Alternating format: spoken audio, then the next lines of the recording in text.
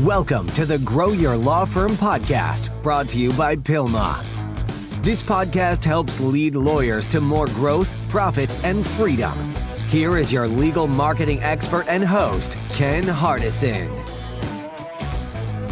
Well, hello, everyone. This is Ken Hardison, and welcome to another episode of Grow Your Law Firm. And today we have the honor of having Keith Dyer, the founder and president of LawFirmBuilder, a fractional CMO company. Welcome to the show, Keith. Hey, thank you. Glad to be here. I've been a big fan of the show for a long time. You know, you and I are from similar parts of the world, and I've always been a big fan of yours, and I enjoy listening to these podcasts when I do my runs in the evenings. So yeah, it's been a very big source of information and resource for me. Well, good deal. I'm glad. So tell me your story. Tell me how you came, your journey on how you came to create this company called LawFirmBuilder, and then we'll talk about what a CMO is. Yeah. So my journey started in the marketing world back in 2001 when I started an ad agency. And for many years, that ad agency was focused on helping tobacco companies on their advertising, helping car dealerships. I also do the marketing for East Carolina University and some other entities like that. And over time, I started meeting attorneys that became friends of mine, or I'd gone to college with a couple guys that became attorneys. And when we would socialize or talk, they found out that I was in marketing.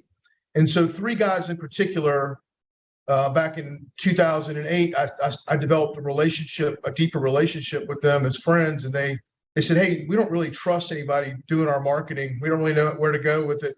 Will you come help us? And so that it was interesting because they were in different places in their law firms in terms of their growth. And I was able to help all three of them grow over that period of time, and decided that I wanted to make this into a business and to scale it. And I thought doing it fractionally as a chief marketing officer would be the way to go, because I felt like I had the experience after that much time, and also kind of bringing other industry experience to the table, that I could turn this into a valuable resource at an affordable price. And so that's the fractional CMO idea, fractional chief marketing officer idea came into fruition. You know, I always hear these lawyers, everybody says, my business is different. Marketing is marketing. The only thing that's different with lawyer marketing is you got some ethics involved. But other than that, it's still having a good message, still differentiating, still having a good call to action, still tracking everything. I mean, it's just the same marketing that you use for an ice cream shop. I mean, really. You're dead right. I mean, the tactics can change some depending upon how people absorb the media. And we do have more media to navigate through than we ever have because of the explosion of digital. And but yeah, you're right. I mean, what I noticed doing this, especially when I got into it in a very intentional way, focused on law firms, is I noticed that everything working in unison, which is basically a marketing 101, right? Everything working in unison is what moves the needle. Yeah. You got to have a strategy. I mean, instead of just going out there and throwing money and throw it up against the wall and say this and this and that. Most businesses don't start out with a strategic plan, like who's my ideal client? How am I going to differentiate myself? And look at the demographics. What do these people read, listen to? Where do they go? One of my mentors, Dan Kennedy, told me, he says, and I've never forgotten this. He says, I was doing PI law. He said, you need to figure out where they go either immediately before or immediately after the incident that happens that's going to cause them to want to call you. So, and there's some smart lawyers that figure that out. I know some lawyers that, we work body shops, work chiropractors, and things like that. That's the afterwards. So this fractional CMO, can you explain how it would work? Because this is the biggest, especially with smaller firms, they really want to do it, but they can't afford a full-time marketing director, or if they do, that the person is not qualified. You know what I'm saying? If they pay them a low salary, I do, yeah.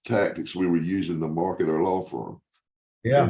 And some of them cost nothing, and some of them cost hundreds and hundreds of thousands of dollars, but they all work together.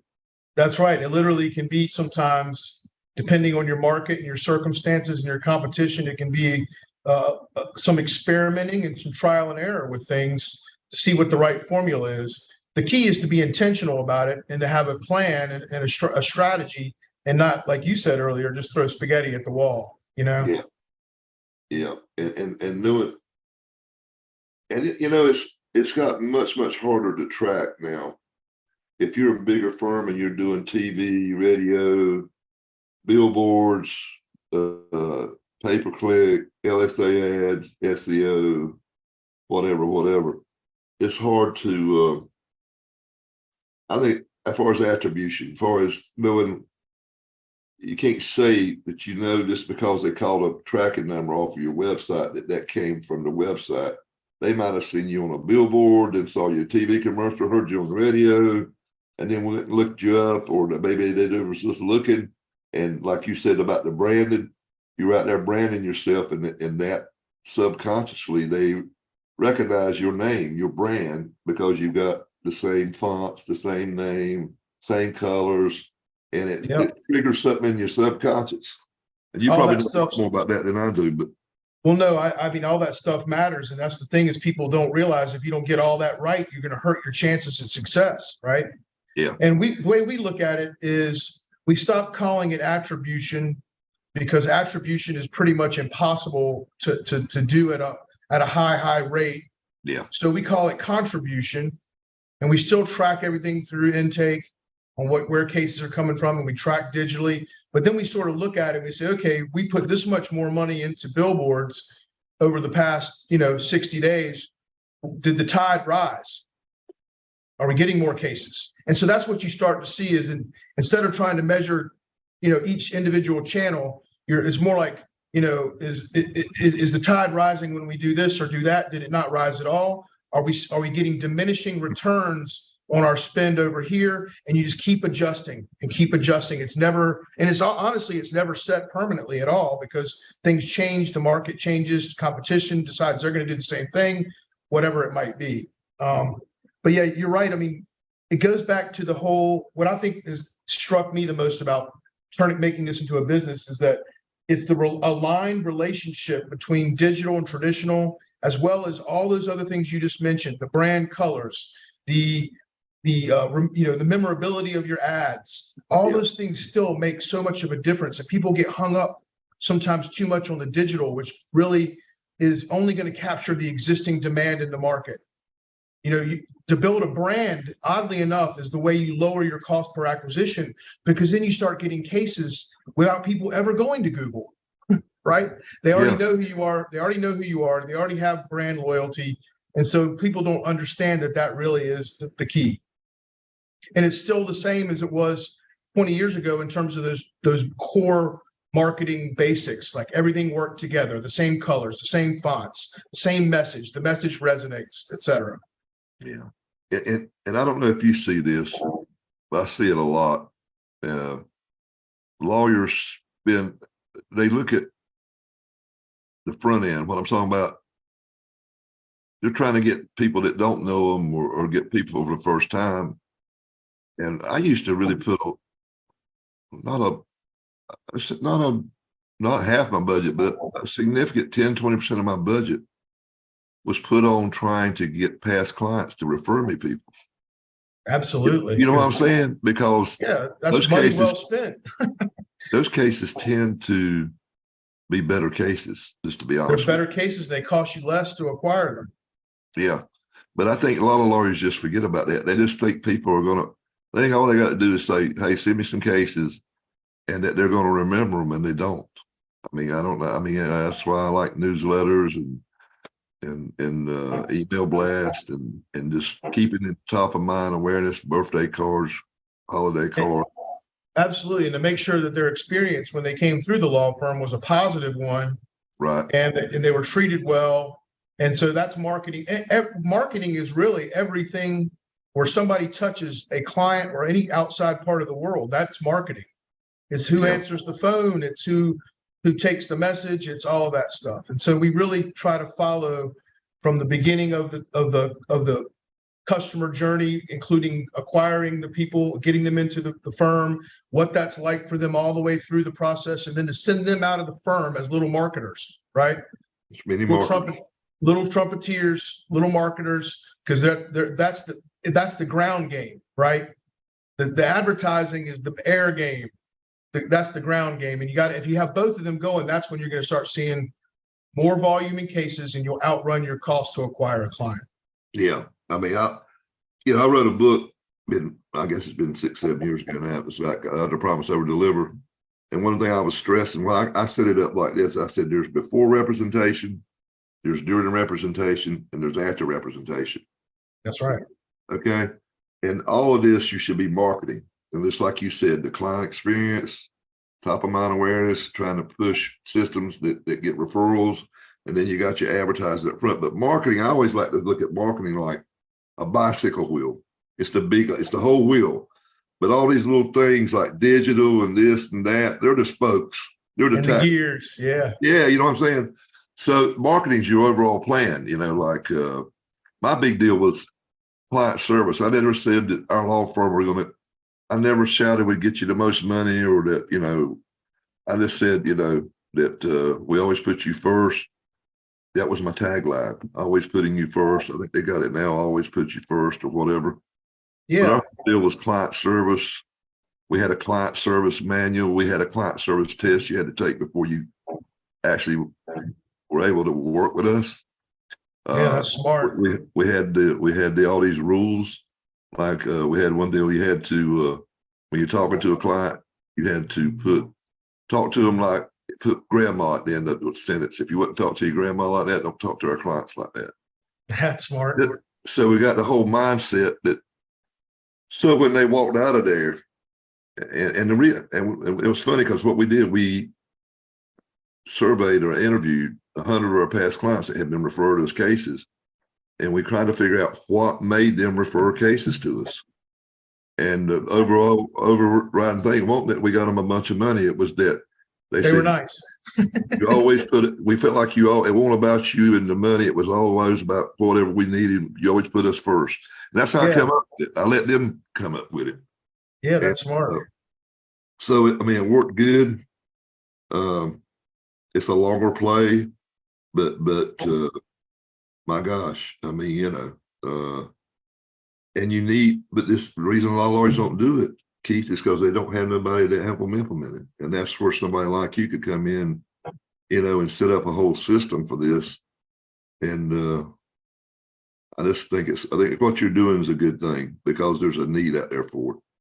Well, thank you. I'm glad to hear that. I learned a lot from you over the years. You don't realize this, but reading your stuff and listening to you, I knew about you because you were from around here. And as I did this, I would go back and test something and listen to some of the things you would do and read about things, and then come back and say, okay, I think we try this. And so a lot of this came from you, really.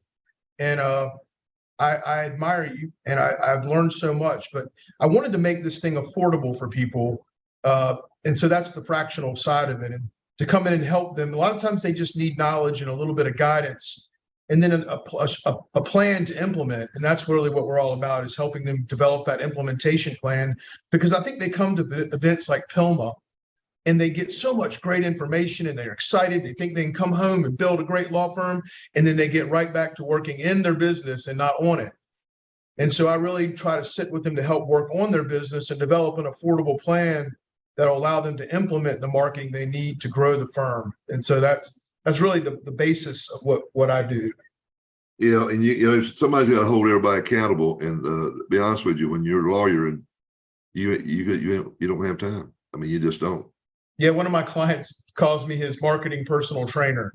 Yeah. Because I come in and I'm like, okay, what are we doing this week? Well, we haven't done anything. And I'm like, well, that's not going to get us anywhere. And so if that goes on long enough, I'll eventually say, let's insert a coordinator in. I'll get a VA that I'll train and I'll manage them for you. It's a little bit different price level, but it's still a plan to implement, and it takes a lot of the work off their shoulders. So yeah, that's really. Go ahead. No, that's it. Go ahead. No, I'm gonna say, is there a certain price or is there a price range? I don't want to hold you to it because I know every situation is different, but like, I mean, like, is it like, do you do it by an hour? Do you do it by a month? Do you do it? I mean, how do you charge? Kind of combination of those two things. So at the lowest level, I could work with a firm for like $1,500 a month, literally just being an advisor on a once a week or once every 2 week call. Or we can go where I'm actually implementing and managing with you, which is another pricing level, could be anywhere between $3,500 and $5,000 a month. And then if I'm actually coming in and really doing a lot of the work and almost working half of my time in the firm, it would be at a higher rate than that monthly. I stick with monthly because that helps me, and I think it's better for their budget as well. Hourly can be difficult to track, but it's, that does that answer your question? Yeah. I just want to get a feel for it, because I know some people are thinking, well, I can't afford this guy or whatever, and I mean. Well, I think if you hired, sorry, I didn't interrupt you. No, I'm just saying that just to let people know. Yeah, I think if you hired a full-time marketing, full-time chief marketing officer, you'd look at a salary range between, at the low end 150, at the high end 500. So instead of doing that, you can utilize a fractional CMO, and you can grow your firm to a certain level doing that. And it's much more affordable. It allows you to put more money back into the budget to buy more cases. And for people, kind of tell us what the difference is between a CMO and a marketing director, because there is. Some people think, well, he's just he's a fractional marketing director. No, there's a difference. There's a big difference. And I think that's the biggest mistake that I see probably that gets made is that, law firm owners say, well, Johnny or Susan or Mark, he's our marketing coordinator, he's got all of this covered, when they're really implementing tactics that don't necessarily have a strategic plan behind them. What firms need is someone who can come in, and this is the difference between a CMO and a marketing director. A CMO will come in and say, okay, we're going to develop a strategy based upon your competition, your budget. We're going to know exactly what to do first, what to do after that, what to do next in order to stair step your growth so you don't run out of money. I don't think a marketing director does that. A marketing director is probably focused most of the time on, how many leads did we get from Facebook last week? How many leads did we get from Google last week? But a coordinator is even a lower level than that and more of just a doer, like a blocker and tackler. So that's the difference, I think. And so this allows you to have that upper level CMO strategy, but not have to pay the cost of it. And you can sink more of your money back into your advertising budget and buying cases through advertising. Cool. So what did I not ask you that I should ask you, Keith? I don't know. I think if I could leave everybody with a thought, would be that marketing is a competition. You're competing. People don't see that enough. You need to know what your competitors are doing and how in your market and how where you might have a crack to not to overwhelm them, outmaneuver them. So you should know what they're spending. You should know where they're spending it. And that way you'll get an idea of what it's going to take to actually succeed. Well said. It is. I mean, for sure. Sure. So if somebody wants to get up with you, Keith, how's the best way for them to reach you? Keith at LawFirmBuilder.com. Or they can call me on my phone. I still answer my phone. I'm one of the few people maybe in the world. But my phone number is 336-337-2674.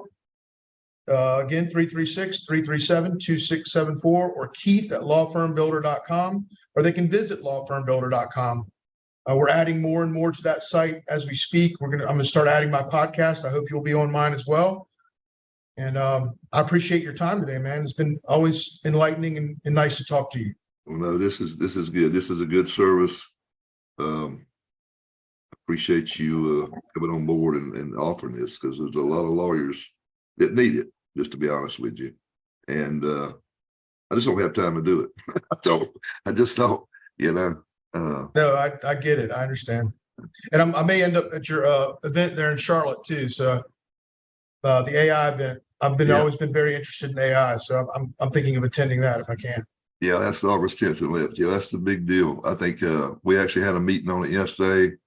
We got a lawyer from Atlanta coming in that you would not believe the stuff he's doing, man. And then we got one of our mastermind members, Justin, who spoke at the summit. He's going to delve into it. He talked about it, but he's going to actually step by step show you what he's doing.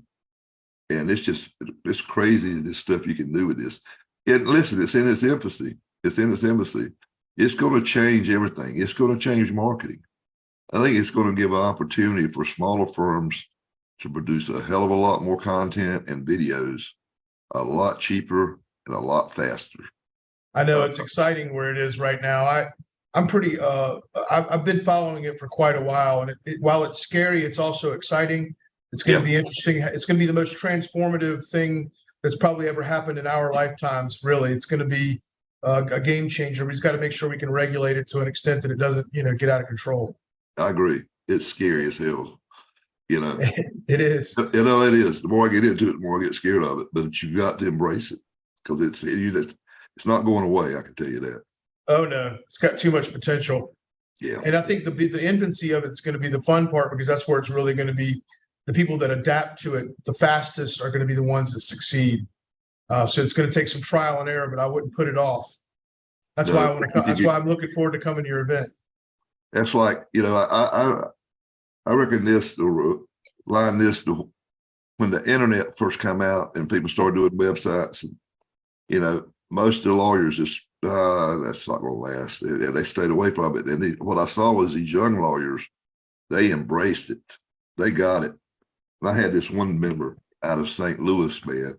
He was getting trucking case after trucking case against these big guys spending millions on TV, and they didn't have a clue how he was doing it. He was killing it. Of course, they figured it out, but he'd already made his millions. Yeah, he made his millions. He'd also built a brand. Yep. For a very inexpensive cost. I mean, it was crazy. I mean, and listen, this was a major market. And I said, man, you're so young. How did you do so much? He said, the internet, man. He said, that's all I did was the internet. That was it. Yeah. And I think the lawyers that embrace this and don't try to stick their head in the sand like an ostrich like they did with the internet, they're going to be the leaders in their market. Really, I agree with that. Yep. Yeah. And I guess, like I say, we're in the infancy, but it's going to go faster than anything we've ever seen. It's going to go fast. It does, because it learns on itself. Yeah. So yeah. That's the scary part. All right, my friend. You take care, and thank you so much, Keith. Thank you. Enjoyed it. I'll see you soon. All right, brother. Take care. Take care.